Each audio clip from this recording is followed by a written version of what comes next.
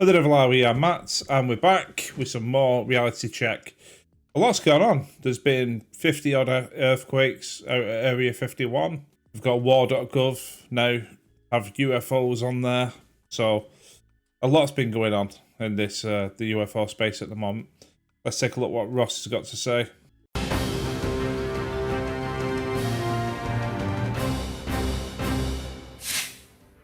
G'day and welcome back to Reality Check. G'day. Today, I'm your host, Ross Coulthart. This is your opportunity to ask me the hard questions.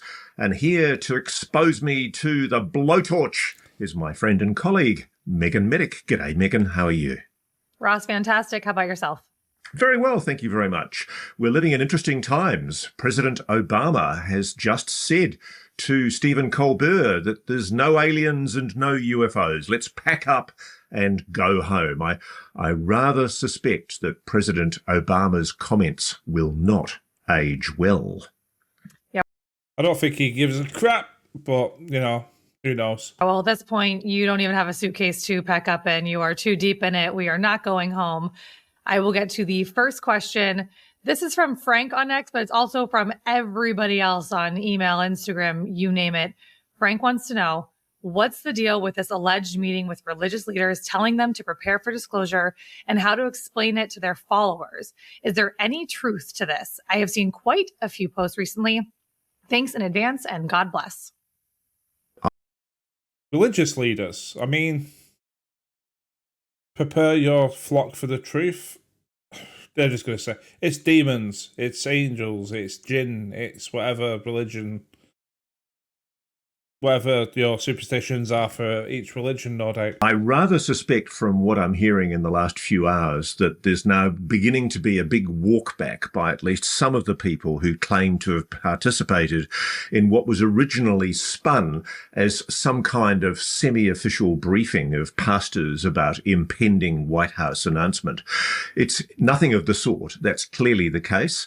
It looks like Representative Eric Burleson has done what representatives do and engaged with a group of religious pastors. In this case, they were evangelical religious pastors who obviously very much end of times, very strict view on the possibility that this is all linked to the Christian predictions of end of days and the apocalypse. Yeah, but if these are like the doom scrollers, like, oh no, the world is ending, like, prepare thyself, then what they're going to do to prepare?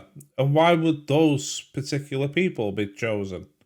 Are these the kind of people that you see on internet, like, where they will save your soul, just give us $9.99 for every month now as a donation, and we'll send you like a £2 Bible? We're now starting to see... I don't begrudge anyone the religion, but when you make money out of it, sorry, no. I think significant walkbacks. Probably the most pertinent one is Larry Ragland, one of the pastors. He's basically walked back dramatically claims that he made that Burleson had told the pastors that they needed to prepare for end of days. Perry Stone, the guy who's kicked all of this off with his breathless comments, turns out to be quite a controversial figure. He's the bloke who previously made quite dramatic assertions that there were ISIS cells right across America that were... Is it really that terrible to think that that's happening? Is it? There's probably shitloads of them in the UK because, let's face it, I mean, they went through years and years and years of training to be able to infiltrate a country where you can commit terror offences. And then they went, oh shit, we got to France. How do we get now to the UK? I mean, how do we storm Britain? How do we get in? How do we infiltrate? Simple. Get on this dinghy, go across halfway through the channel. The Royal National Lifeboat Association will pick you up, taxi you to the UK. You'll get on a bus. We'll take you to a processing centre where we'll give you some fresh clothing and mobile phone.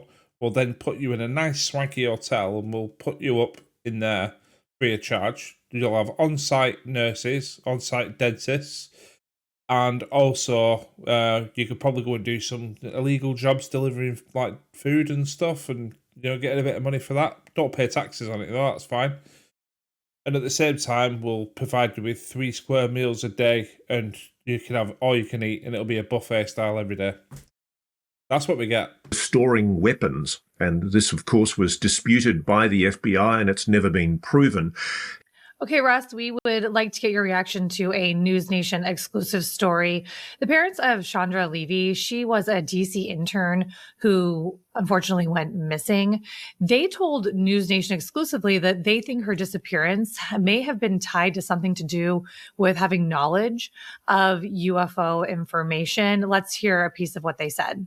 Around the same time Chandra was in Washington, Dr. Stephen Greer had his UFO conference in the first couple weeks of May. He presented a lot of witnesses, a lot of whistleblowers on the UFO subject. And at that time, Chandra mentioned something that she knew about the UFOs, that Congressman Conda was on the committee to learn about UFOs. Well, he's on the Central Higher Intelligence Committee, yes. And that she says, oh, he believes in UFOs like I do, and that he deals with this stuff. So then it left me thinking, knowing Chandra, she's very inquisitive, could she have known something that she wasn't supposed to know? And yes. Could she have been wiped out because she knew too much? Your reaction there, Ross? Oh, my. I mean, it's terrible for any parent to sit there waiting, wondering what's happening with somebody who's missing. So heart goes out to them. But yeah, it seems like more and more and more and more people now are either going missing or dying in the weird circumstances. Never ends. Heart goes out to these poor parents, 25 years without getting an answer on their daughter's death. I remember this story. I remember Chandra Levy disappearing and the huge controversy over Congressman Gary Condit, who was a member of the House Permanent Select Committee on Intelligence, the HPSI.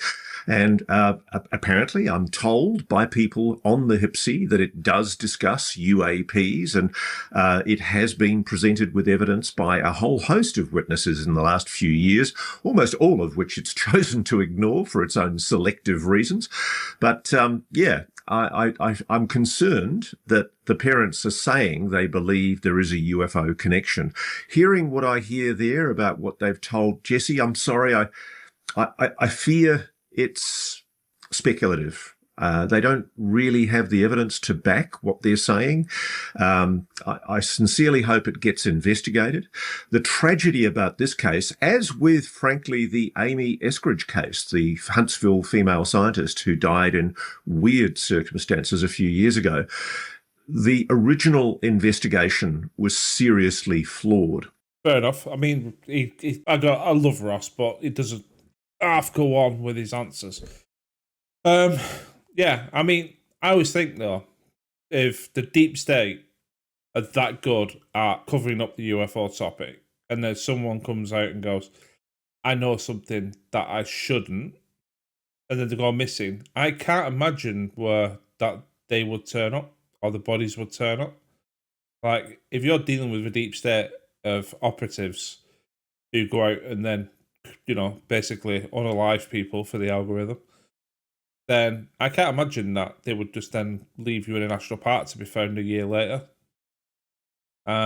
Doesn't make sense to me. You just disappear off the face of the earth, basically. I do know that Stephen Greer's disclosure conference was being held in 2001, and yes, the timing is right. Chandra disappeared shortly after the revelations from multiple whistleblowers at that disclosure conference, which I do, by the way, think is quite a laudatory achievement by Dr. Greer at the time. It's one of the things that I do praise Dr. Greer for. He's been instrumental in bringing forward whistleblowers over the years, and that 2001 disclosure conference was probably the definitive moment when whistleblowers came forward and raised their concerns. And it was, UFOs were in the news at the time.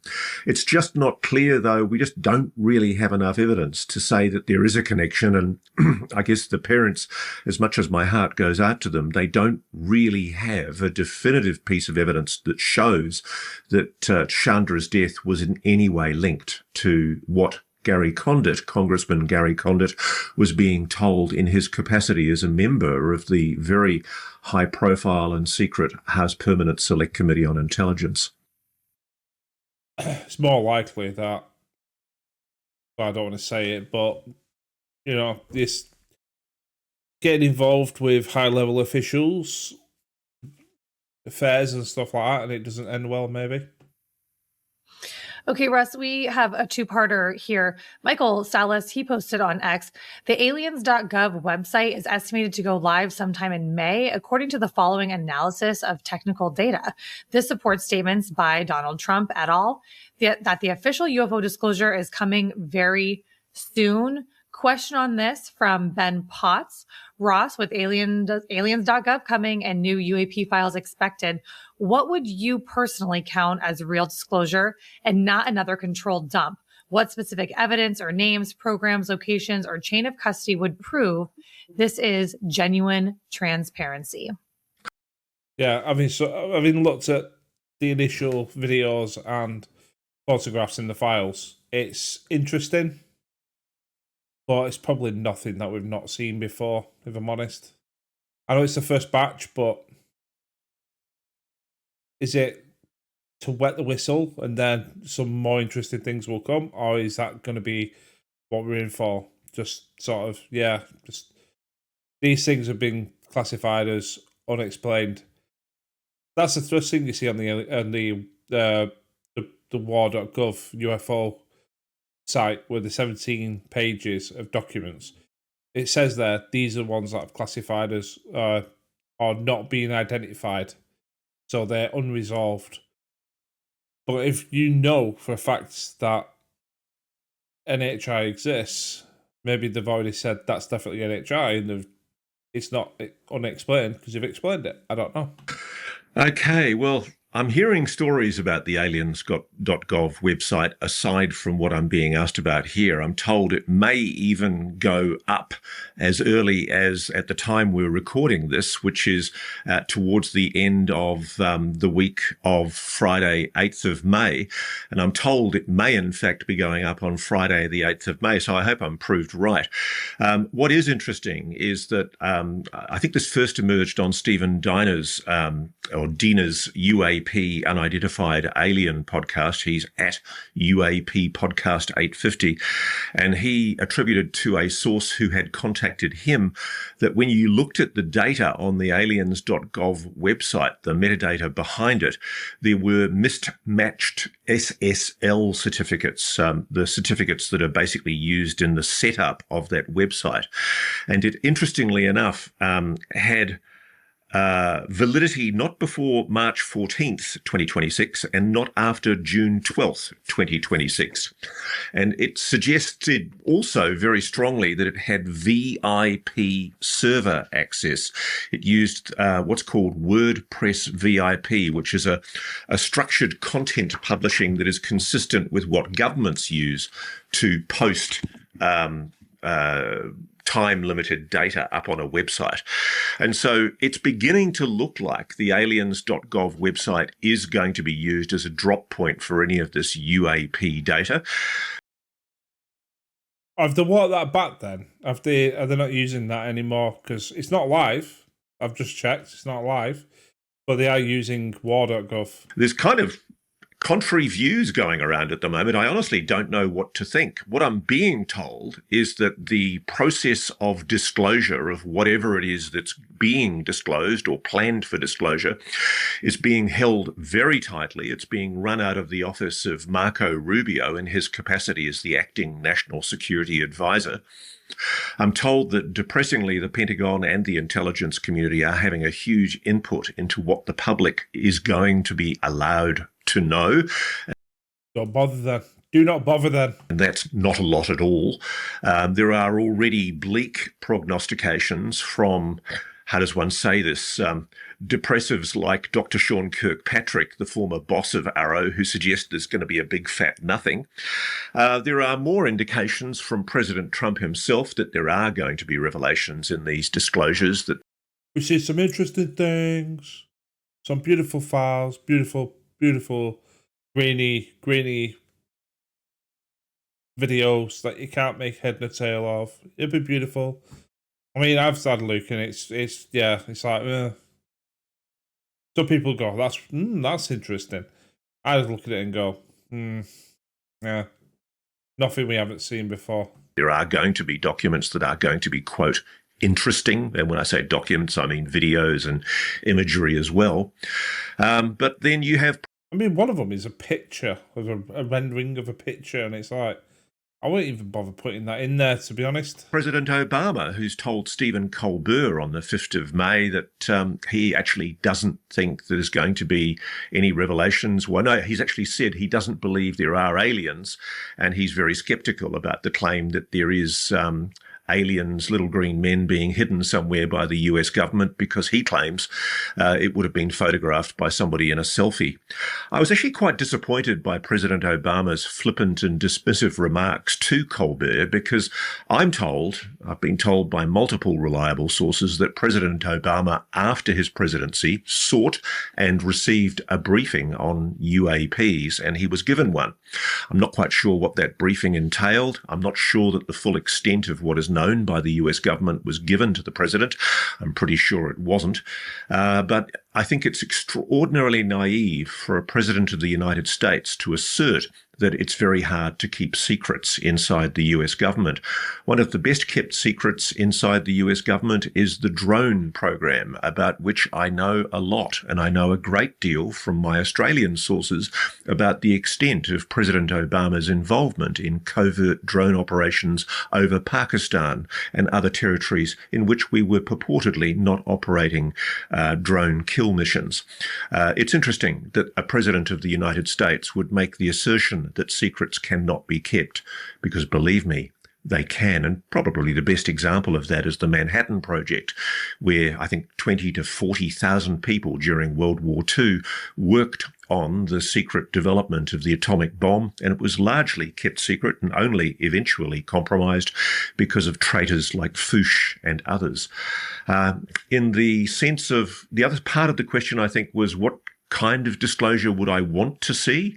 Or is it more, Megan, that what do I expect to see? Well, I expect there'll be a nothing burger for quite a while.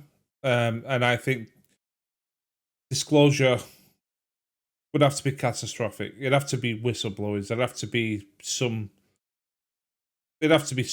getting access to something that shouldn't, and then blowing the lid off, and it's undeniable anymore. Or the worst case scenario. I mean, the worst case scenario isn't aliens exist and they created us, and there are overlords. I think the worst case scenario is aliens don't exist.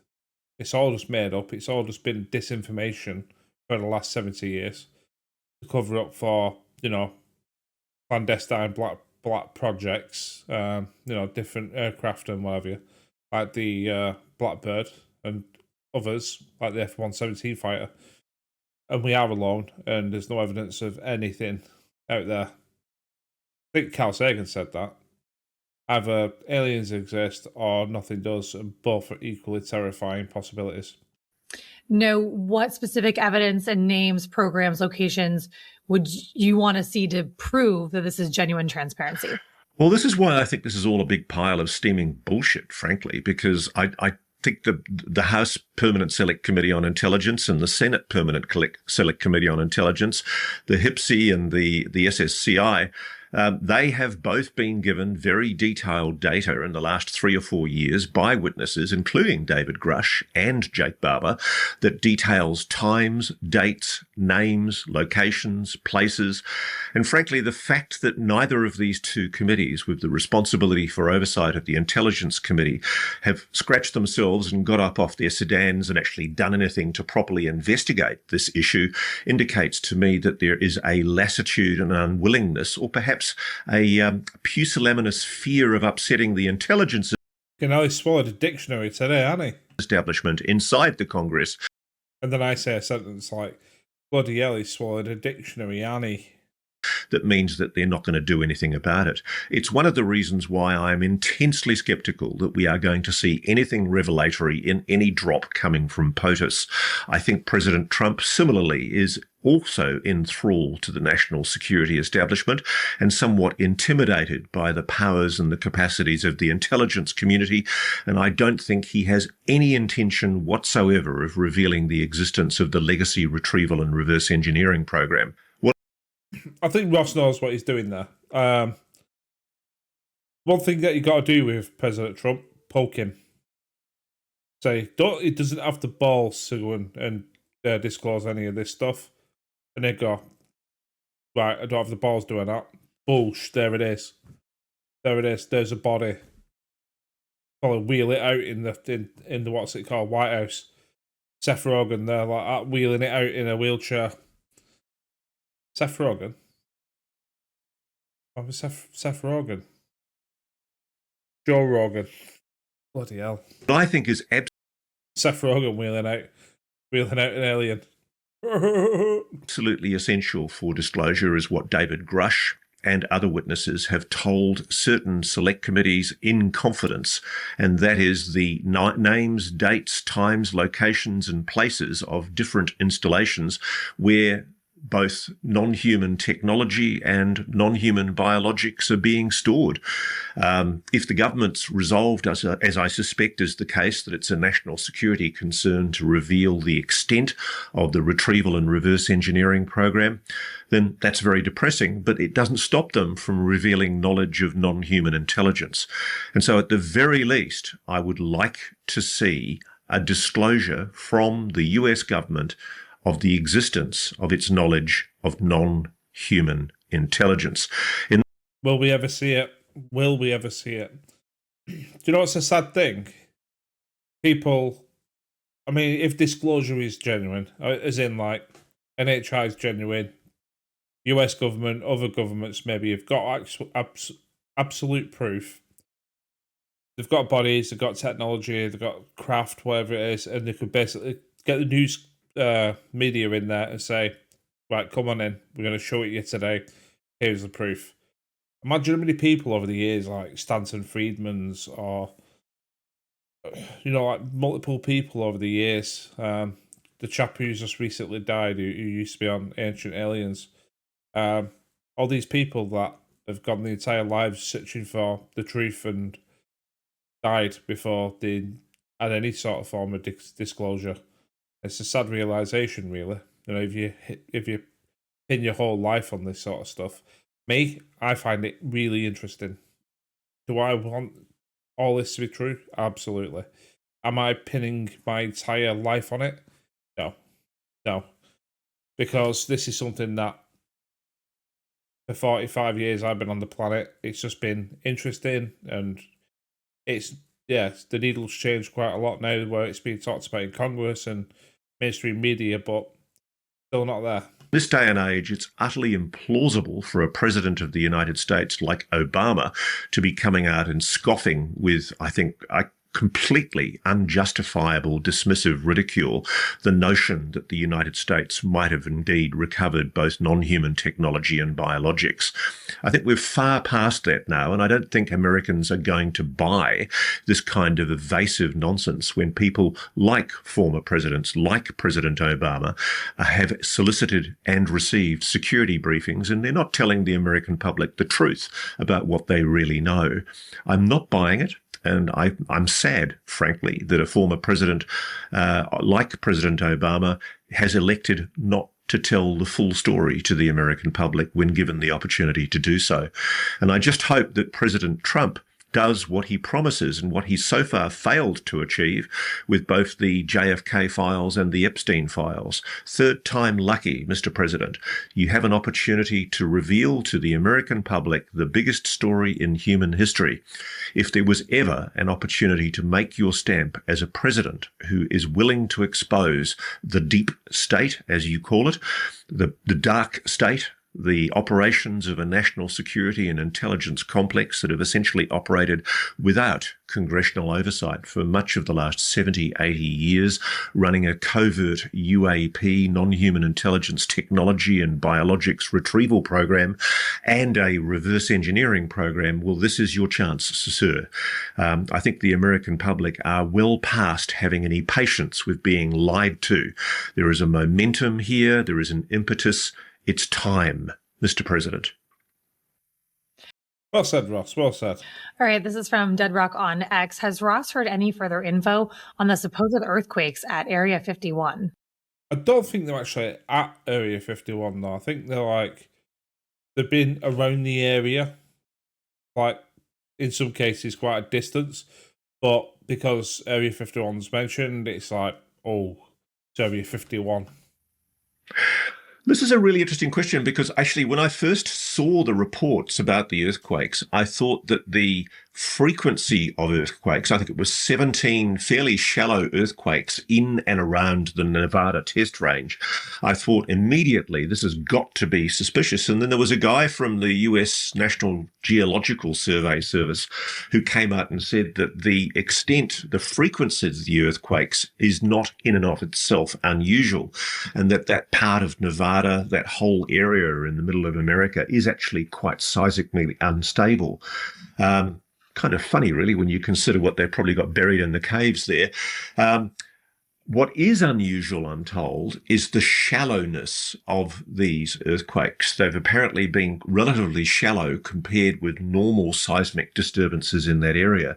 And it's fueled a lot of suspicion that there may be a renewal of underground nuclear testing by the US government, which has been indicated as a possibility by President Trump. If that's the case, nobody's admitting it. Officially, the government position, and I made a note of this before we came on, they said that the number of earthquakes detected is not particularly unusual for Nevada overall, but it's the tight clustering, shallow depths and the specific location that make it stand out. Apparently, Nevada is one of the most seismically active states in the United States. It sees hundreds to thousands of earthquakes every year. But what stood out was the shallow depths, approximately 2.5 to 4 kilometres. That's 1.5 to 2.5 miles deep. Most of the regional quakes are, in fact, deeper. They're normally much, much deeper, up to 12 kilometres deep. And it was very interesting that all the tight clustering was approximately 28 miles east of Area 51. What's going on at Area 51? That's all I know. If anybody does know any more, they're welcome to get in touch with us. We have all manner of ways of secure connecting, but you can get in touch with me on encrypted Proton Mail, muckraker@protonmail.me. One of the theories that I had was apparently there's loads of interconnected tunnels near Area 51. Now, if you were worried that there's going to be a disclosure and you're going to be ordered, like Burleson or Tim Burchett is going to be coming out to Area 51, show him everything, every room, all the tunnels. They'll go, how do we hide and shut up shop? Basically, we bury the tunnels. How do you bury the tunnels? You blow them. And they would show up as many earthquakes. But, again, just a theory. Ross, And a tunnel to be like 1.5 miles deep that's deep. That is very deep. Nevada, and that's the first time I've heard that we have earthquakes there. So very interesting. Email from Brannon. Hello, I have a question for Ross. Ever since Ross's interview with Jake Barber and Associates in Skywatcher, I've had the same lingering question that to me seems to be the elephant in the room. Has Ross personally tried CE5, inviting or psionic activity himself, not just observing? Thanks. I very much look forward to hearing Ross's answers/experiences. Brandon from Northern California. Look, I've spoken about this before. I have tried it on multiple occasions. I've even been doing the hemisync Monroe institute guided meditations to see if I can actually teach myself to meditate, because I do think that's key to trying to develop whatever this capacity is. As I've talked about before, I've been present when people with alleged psionic abilities like Jordan Jozak, who I've spoken about previously, have demonstrated it. And I saw this for myself at Esalen, the retreat south of San Francisco, quite dramatically, when both two golden orbs and a blue predicted hexagonal orb were invited to appear, and they did. But as for myself, I am a miserable failure as a CE5 inviter. My friends who do have this capacity tell me that they think that the phenomenon is keeping me skeptical by... Well, I don't know. I think I'd be terrible at it, because you've got to steady the mind, calm the mind, and straight away I'd be like, worried about this, worried about that, worried about this, worried about that, thinking about whatever, stuff would pop in my head. Yeah, I think I'd be terrible at CE5, to be honest. Not revealing itself to me. I'd love it if it did. I think it's time it shared. Thank you very much, Megan. I think that's the end of our Q&A for this week. You are correct.